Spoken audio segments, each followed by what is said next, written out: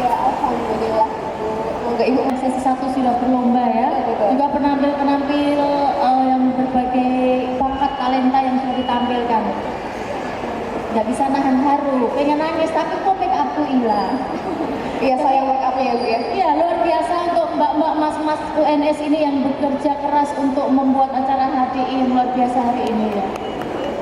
Jadi saya ceritakan awal mulanya saya membuat yayasan, begitu? Betul. Oke, ya.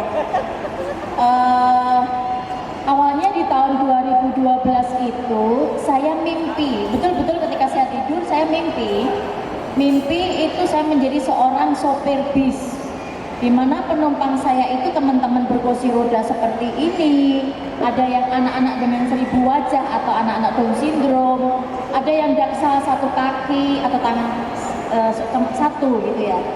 Dan saya bermain-main dengan mereka itu di sebuah taman dan saya merasa bahagia, Mbak. Jadi nggak cuma seneng gitu loh, saya merasa bahagia banget berkumpul di antara orang-orang seperti ini. Sekali mimpi, 2 kali, 3 kali. Mimpi yang sama berulang sampai 3 kali gitu kan. Dan saya pikir ini bukan satu hal yang kebetulan kalau saya dapat mimpi itu. Saya yakin Tuhan ingin menyampaikan sesuatu ke saya. Cuma saya terlalu dangkal untuk memahami arti mimpinya. Akhirnya waktu itu saya doa puasa 40 hari. Ya, saya doa puasa 40 hari ya. Tuhan beritahukan arti mimpi itu kepada saya.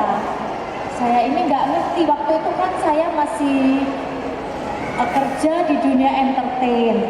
Ya, waktu itu tahun 2012 sampai tahun 2015 saya bekerja di sinetron Tukang Bubur Naik Haji. Saya sebagai salah satu pemain sinetron Tukang Bubur Naik Haji. Jadi saya juga berjilbab kayak Mbak, meskipun saya non muslim. Tapi waktu itu saya masih punya tai lalat gitu ya, belum dioperasi. Jadi ada story sendiri kenapa tai lalat saya harus dihilangkan. Saya masih kerja di entertainer, di beberapa TV, stasiun TV, dan saya butik owner. Saya punya 11 butik waktu itu. Jadi dunia disabilitas itu sesuatu yang sangat asing. Alhamdulillah keluarga saya tidak ada. Dan saya itu bingung apa arti mimpi ini gitu ya. Akhirnya saya doa puasa itu, dan di situ saya mendapatkan hikmah bahwa kamu harus jadi berkah buat teman-teman orang-orang yang kondisi seperti ini gitu. Ya saking janggalnya saya pikir oh ya saya kan kerja di entertainment ya, nanti kalau saya ada honor habis syuting, habis manggung, nanti saya bakal sosial gitu ya, sedangkal itu gitu. Atau kalau butik saya laris ya nanti saya berbagilah ke teman-teman atau ke orang-orang seperti ini. Saya kunjungi SLB, YPAC atau panti-panti penampungan seperti ini. Hanya itu saja tahun 2012 sampai 2015. Akhirnya enggak seperti itu gitu.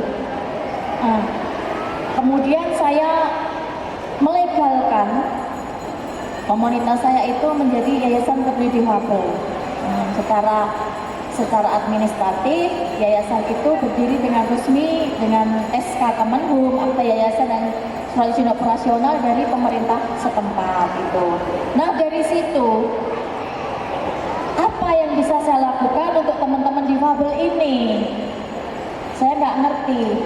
Akhirnya gini, kamu kan punya jiwa seni gitu kan.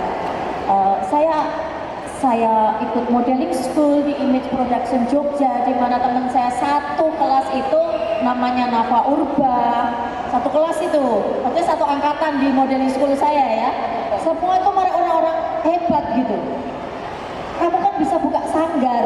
Nah, kamu punya bakat talenta yang ketika itu diberikan ke teman-teman gak akan habis.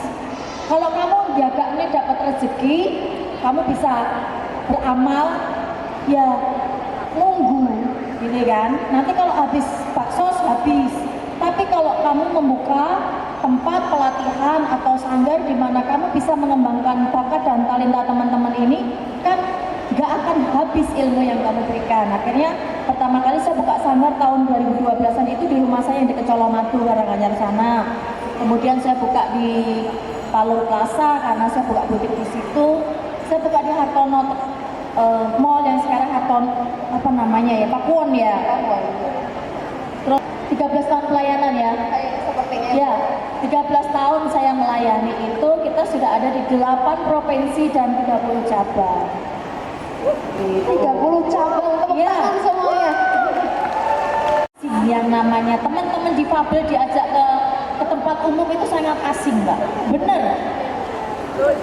Betul, mereka hanya bergaul di SLB masing-masing, lomba pun antar SLB. Hari ini UNS ini sebuah pencapaian rekor yang luar biasa, mengajak teman-teman, betul ya?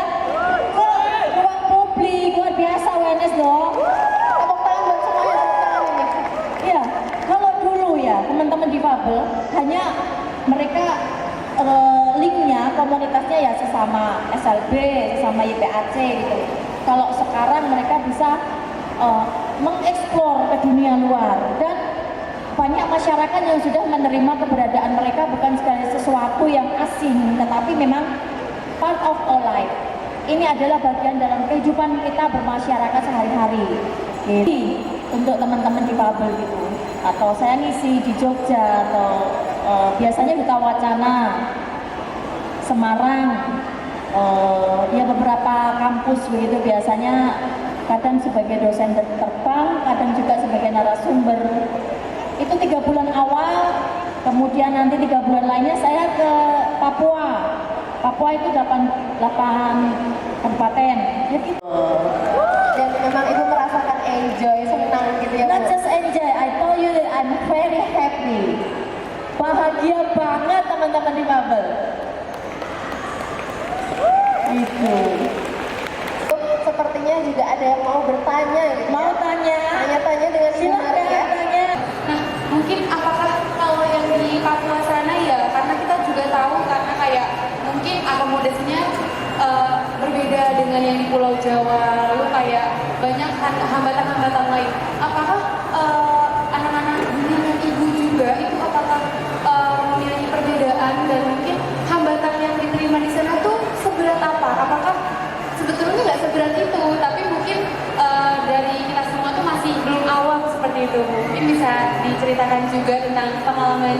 Dimana kalau saya ke sana itu seperti uji nyali. Uji nyali ya. Iya, mau jalan aja nanti takut kena tembak.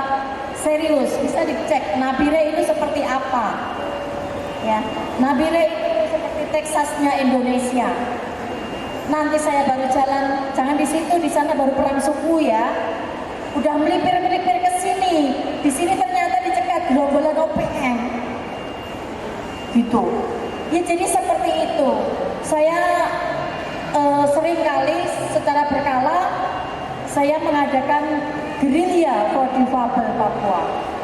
Bisa dicek di YouTube, di internet, gerilya for difabel Papua. Jadi setiap beberapa bulan sekali secara berkala saya membawa sembako, kursi roda, bahkan nakes, polisi, dokter dan sebagainya untuk kita belusukan ke daerah-daerah pelosok-pelosok pinggiran di mana di situ yang belum ada sekolahan, yang tempat-tempat rawan seperti itu. Jadi tantang teman-teman kalau nggak siap masuk pedalaman jangan ya, karena